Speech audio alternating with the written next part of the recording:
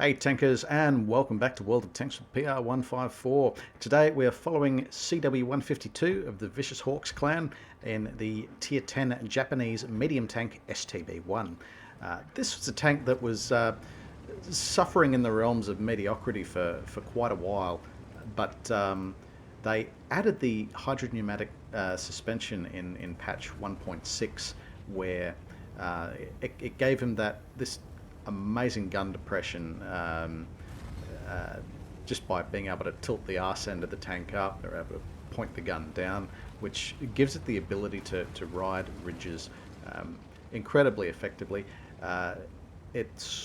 While most of its armor layout is pretty squishy, the turret on it is actually quite good. It's got normally has around 220 millimeters of armor, but because the turret is quite well rounded, particularly frontally, effectively most of that turret armor is sort of in the order of 280 millimeters. So you're really having to use some premium rounds to get through it when it's fighting from its optimal position, and that's assuming you're getting direct contact and the shell's not sort of bouncing off.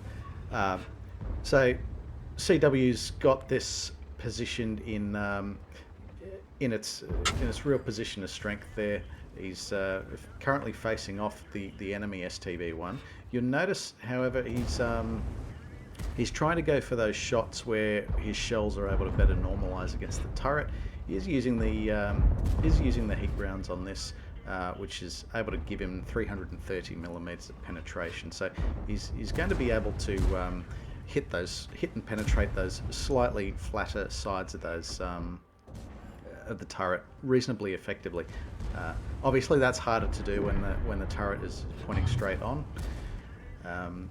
They've had a significant numerical advantage on the sort of C1 ridge here at Serene Coast. That's an extremely important position to try to control. Although the enemy has spread out somewhat, we can now see they're taking some fire in the rear from this T110 E5, while I guess the focus otherwise has been on the Progetto. And notice CW's realised that threat is coming in from behind, and he's pivoted so that he can play hull down from the opposite ridge, and that enables him to sort of re-engage this enemy from a position of relative safety. Granted, they continue to maintain a significant numerical advantage on this flank, and they're able to shut down that enemy T110E5. Still see the enemy EBR 105 is sort of working around near the flag. There's also a Batchation 25T back there as well, which is placing their artillery pieces and Grille 15 under a fair bit of threat. We can see the enemy team is also, I guess, the numbers that they didn't press into this rigid sort of C1D1, they've pushed in quite significant numbers down here on the 8-9 line. So CW's team is going to be working quite hard to sort of clean up enemy vehicles here and then move on to where they need to go. One of the characteristic features of STB-1 is its fantastic DPM. I know with a lot of clans that didn't have a hell of a lot of chieftains, they'd sort of try to make do with similar tactics using STB-1s with their excellent hull down characteristics and damage per minute.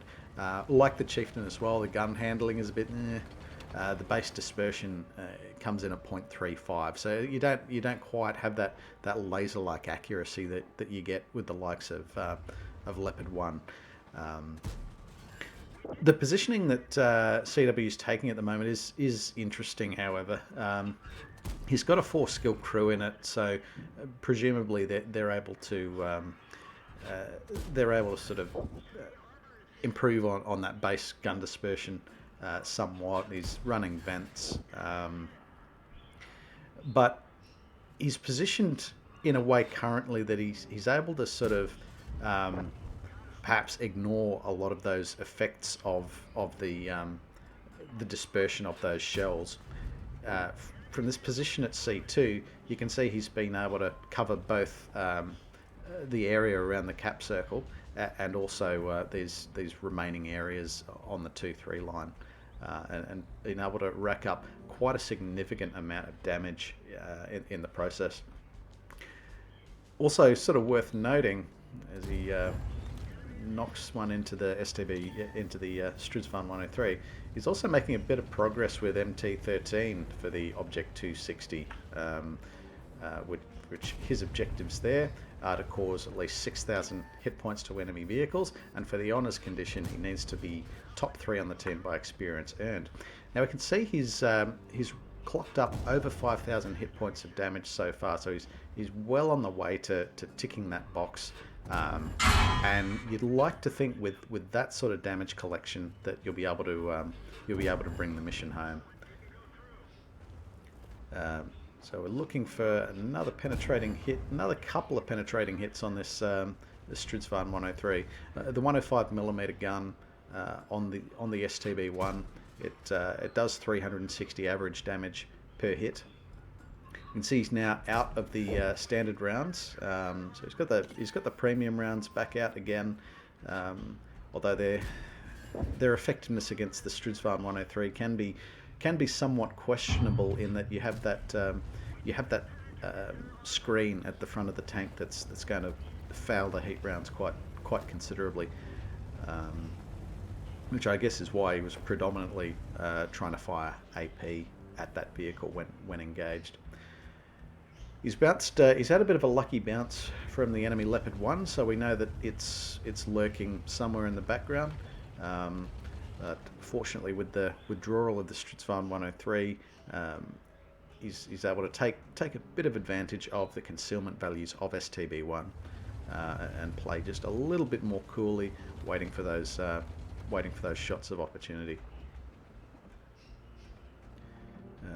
I guess with no more AP rounds left in the vehicle, he's just got the heat rounds with their 330mm of penetration. So provided that he can find an armor facing that's not sort of covered up by too much spaced armor or screens, he can be reasonably confident that he can go through it if he can connect the shell. A hell of a lot you can do once your penetration values get over 300mm, even in an all tier 10 matchup like CW is currently facing. By and large, the rest of the teams adopted more of a defensive posture, and that's probably reasonable to do under the circumstances. They only have a single gun advantage, and they're roughly equal on hit points. They do have tier 10 artillery pieces, so at this stage of the game there's every chance that if you're spotted and you end up taking an artillery round, it's going to really hurt the chances. But fortunately, CW152 is able to get into a flanking position and sort of nail the shell into that IS-7. Even as well armoured as the turret on the IS-7 is, you've still got 330mm of heat penetration with the shells of the STB-1. It's got a horrendous base damage per minute as well, to over 3,000 DPM. By default, most people are running rammers as well, so that 3,000 DPM very quickly turns into 3,300 DPM. So once that gun starts firing and catching penetrable facings every time, you can sort of watch your hit points just get absolutely withered away, and that's what he was able to do quite effectively to that IS-7. You see that Conqueror GC has been able to knock out the enemy Leopard 1, which just leaves the Bachation artillery piece and the Stridsvan 103, which is run away to I expect a defensive position of some description. In the meantime, CW gives chase on the artillery piece. Probably a bit of overkill with the heat round still loaded there, but you know, at this point in the game, he's done incredibly well. He's going to have an amazing credit position at the end of this. So why the hell not? Start as you mean to go on. You kind of committed at this point. So just trying to suss out the location of the enemy Stridsfarm 103B. Haven't found it quite so far, and of course the Super Conqueror and the Jagdpanzer E100 are not vehicles known for their agility, so we would not expect those vehicles to be participating in the chase too aggressively. We can see the Stridsfarm 103 has just knocked out the friendly Conqueror GC, so we can expect that that vehicle is in the cap circle. Super Conqueror, well, it's thought, well, I've come all this way, so I'm going to start capping, and that's exactly what they're going to do. They're followed up by the Jagdpanzer E100, so at this point in time, we're pretty well assured of a victory, with two friendly tanks on the cap circle, and they sort of had easily a minute advantage over the single Stridsfarm 103B. Now CW is in a bit of a race against the clock. We can see he's hitting the chat. He's asking for that no cap kill all, and it appears one of those friendly vehicles has obliged him. No, it's back on the cap. Now it's not. That's all right. Either way, there's you can be rest assured the Stridsfarm 103 is experiencing a little bit of stress in its life right now. So we expect that it's sort of pulled off the friendly cap circle, and it's setting up a bit of an ambush, waiting for one of the two tanks that it knows are not on the cap circle to come out and try to engage it. 10 seconds left on the clock.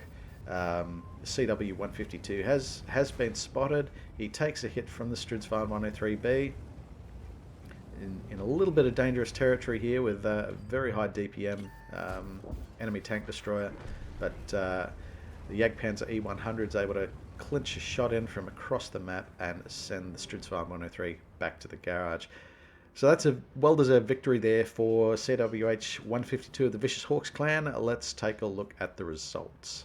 So that was absolutely exemplary play there by CW152 of the Vicious Hawks clan in the Tier 10 Japanese medium tank STB-1. He took early advantage of that C1, D1 position using the excellent hull down ability of this vehicle. Like I said, they sort of buffed it back in version 0.15, I think it was. It gave it a hydropneumatic suspension, which is similar to what you see on the Stridsfarm tank destroyers, and more similarly the Swedish medium tanks. Made use of its excellent turret armor and made really sensible choices with his ammunition as well, using the AP where necessary, but also not afraid to change up to the heat rounds where he needed that extra 330 millimeters of penetration. So for his efforts, he has picked up the Ace Mastery badge for STB-1, so very well done there, and these two epic Battle Heroes medals along the way between Confederate, where he's hit more enemy vehicles than anyone else on the team, and of course the High Calibre medal, where he's accounted for at least 20% of the enemy hit point pool. A couple of other badges of merit here: the Bruiser, which you get for damaging at least 5 internal modules or crew members in the course of the battle, and the Fighter medal, which you get for causing at least 4 and up to 5 enemy kills.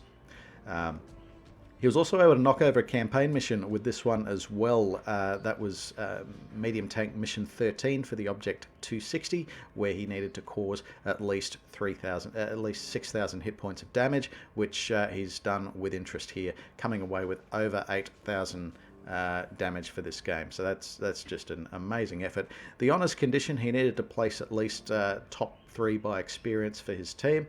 And let's see how he went there. Look, he's blitzed that. He's come in at over 1400 XP, and that is a well-deserved experience point placement there.